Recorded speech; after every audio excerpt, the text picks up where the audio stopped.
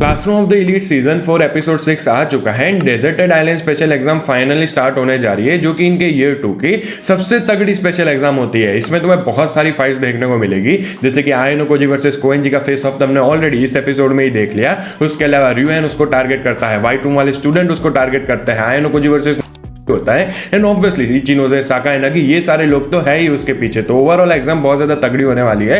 इस वाले एपिसोड में हम मोस्टली बिल्डअप देखते हैं कि एग्जाम से पहले क्या चीजें हो रही है एंड इस वाले एपिसोड में भी कुछ सीन मिसिंग थे लाइट नॉवल के अंदर से, तो उसकी बात करेंगे। So now let's start with the video. Episode की स्टार्टिंग में हमें एग्जाम के रूल समझाए जाते हैं, लेकिन क्योंकि ये नहीं चाहते थे कि हम व्यूअर को 5 मिनट बिठाएं एंड सारे रूल्स एक साथ ही एक्सप्लेन करें, तो ये मुझे लगता है जैसे एपिसोड बढ़ते रहेंगे वैसे ही रूल्स समझाते रहेंगे। लेकिन अगर तुम्हें रूल्स पढ़ने की इच्छा है तो तुम्हारे स्क्रीन के ऊपर रूल्स आ रहे होंगे, एक बार पॉज करके तुम पढ़ सकते हो। उसके बाद अपना कोएंजी जाता है चाबाशिरा के पीछे एंड भाई उसको देख के तो चाबाशिरा भी एक कदम पीछे हट जाती है, क्योंकि इस बंदे का कोई भरोसा नहीं है। कोएंजी उसको पूछता है कि क्या होगा कि अगर मैं इल हो जाऊं उस दिन एग्जाम के दिन, या फिर मुझे इंजरी की वजह से बाहर रहना पड़े, तो जैसे हमें जानते हैं उसको पेनल्टी पे करनी पड़ेगी। तो कोएंजी भाई साहब भी समझ जाते हैं कि फाइनली उसको अपने स्किल दिखाने ही पड़ेंगे इस एग्जाम के अंदर। इसके अलावा उस बंदे को पहले ही सेंस हो जाता है कि आयनो कोजी उसका पीछा कर रहा था। वो होता है आयनो कोजी माय बॉय कम हियर, वो उससे बात करता है एंड कहता है कि तू मुझे अपनी टीम में ले लेगा, लेकिन ऑब्वियसली आयनो कोजी ऐसा रिस्क नहीं लेना चाहता था, तो वो उसको मना बोल देता है। लेकिन यस, जैसे मैंने तुम्हें इंट्रो में कहा था, इन दोनों का जो फेस ऑफ है ना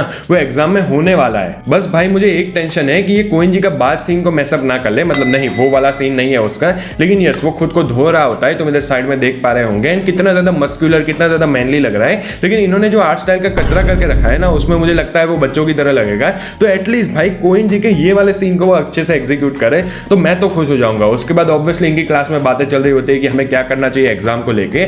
आयनो कोजी हुरिकिता से बात करता है, हुरिकिता उसको थोड़ा कंसल्ट करती है, उसको पूछती भी है कि क्या तू फर्स्ट प्लेस ला सकता है इस एग्जाम के अंदर। लेकिन आयनो कोजी भी कहता है कि हमें कितनी कम इंफॉर्मेशन पता है एंड अभी गारंटी करना कि हाँ भाई मैं फर्स्ट प्लेस लेके आऊंगा बहुत ज्यादा रिडिकुलस है एंड बहुत ज्यादा रिस्की भी है। फर्स्ट प्लेस लाना तो बहुत ज्यादा मुश्किल है। उसके बाद इसी जाके एल्बर्ट एंड हियोरी आयनो कोजी को पकड़ लेते हैं, उसको फोर्सफुली अपने रूम में ले जाते हैं एंड देन उससे पूछते हैं कि क्या तू हमारी क्लास के साथ टीम अप करेगा, क्योंकि अगर आयनो कोजी इनके साथ टीम अप करता है तो इनके हिसाब से इनके पास अल्टीमेट टीम हो जाएगी। इनको पता है क्योंकि इन्होंने आयनो कोजी की स्ट्रेंथ को देखा है एंड भाई इधर मैं भी सोचने लगा कि एक्चुअली में बेस्ट ग्रुप कौन सा होगा। अभी जिन्होंने लाइट नॉवल पढ़ी है उनको तो पता है कि कितने ग्रुप चाहिए तुम्हें फर्स्ट प्लेस लाने के लिए, लेकिन अगर मैं ऐसी बात करूं ना कि 100% गारंटी हो जाए इस ग्रुप के साथ, ईयर 2 की बात करते हैं, तो मेरे हिसाब से आयनो कोजी, कोएंजी एंड रियूएन ये 3 बंदे भी साथ में आ गए ना, तो 100% गारंटी है कि तुम फर्स्ट प्लेस ला सकते हो। उसके बाद इके एंड शिनोहारा बात कर रहे होते हैं, यहाँ पे एक सीन मिसिंग था। बेसिकली लाइट नॉवल के अंदर आयनो कोजी इनकी बातों को सुन रहा होता है, क्योंकि ये डॉम की लॉबी में बात कर रहे होते हैं। बेसिकली हॉस्टल में ये जो कैफेटेरिया वाला एरिया नहीं होता, वहां पे ये लोग बात कर रहे होते हैं एंड आयनो कोजी इसकी वजह से ही उनकी बातों को सुनता है, जबकि एनीमे में आयनो कोजी उधर होता ही नहीं है। एंड यहाँ पे बेसिकली इके ट्राई कर रहा था शिनोहारा के साथ ग्रुप फॉर्म करने का, लेकिन अल्टीमेटली वो चीज होती नहीं है। यहाँ पे भाई तुम एक चीज नोटिस कर रहे हो,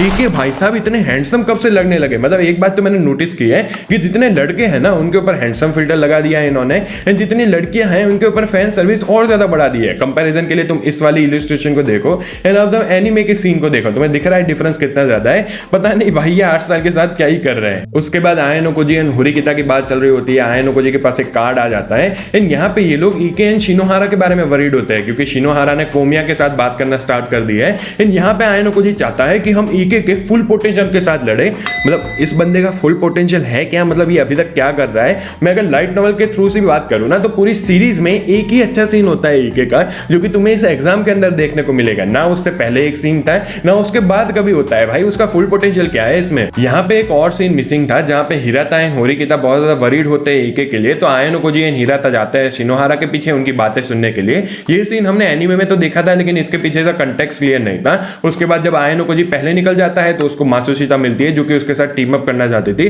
देन आयनो कोजी इशिजाकी एंड निशिनो से भी मिलता है। एंड यस, तुम्हें ऐसे बहुत सारे नए कैरेक्टर्स अब देखने को मिलेंगे, क्योंकि इनको थोड़े थोड़े करके नए कैरेक्टर्स तो डालने ही पड़ेंगे, वरना बोरिंग हो जाएगा ना बहुत ज्यादा। यहाँ पे एक और सीन मिसिंग होता है, जहाँ पे कैफे में बेसिकली हुरिकिता एंड आयनो कोजी बात कर रहे होते हैं एंड यहाँ पे ये दोनों कंफ्यूज होते हैं, क्योंकि इन दोनों को रोमांस के बारे में ज्यादा कोई तो आइडिया है नहीं कि इनको करना क्या चाहिए इकाई के रिगार्डिंग। लेकिन फिर वो ओए ऐप को चेक करते हैं एंड इनको दिखता है कि भाई ऑलरेडी कोमिया एंड शिनोहारा का ग्रुप फॉर्म हो चुका है। वैसे ये वाला सीन भी एनीमे के अंदर था, लेकिन जब मैंने देखा ना तो मुझे खुद भी इतना ज्यादा समझ नहीं आया, क्योंकि इतना फास्ट हो गया था ये वाला सीन। तो अगर तुमने मिस कर दिया था, तो मैंने इसकी वजह से एक्सप्लेन किया। उसके बाद आयनो कोजी एंड के की बात चल रही होती है। यहाँ पे फिर से एक सीन मिसिंग होता है। के जब आयनो कोजी को पूछती है कि तुझे क्या लगता है, तू ये एग्जाम को जीत सकता है, मतलब फर्स्ट प्लेस ला सकता है, तो आयनो कोजी कहता है कि 50% चांस है मैं फर्स्ट प्लेस ला सकता हूँ। ये वाला सीन एनिमे के अंदर था ही नहीं, लेकिन 50% चांस भी बहुत ज्यादा हुआ। एंडलेस एक ऐसा बंदा है जो कि 100% श्योर है वो फर्स्ट प्लेस ला सकता है। इनको पैसे की भी जरूरत है, क्योंकि आयनो कोजी नहीं चाहता है कि के को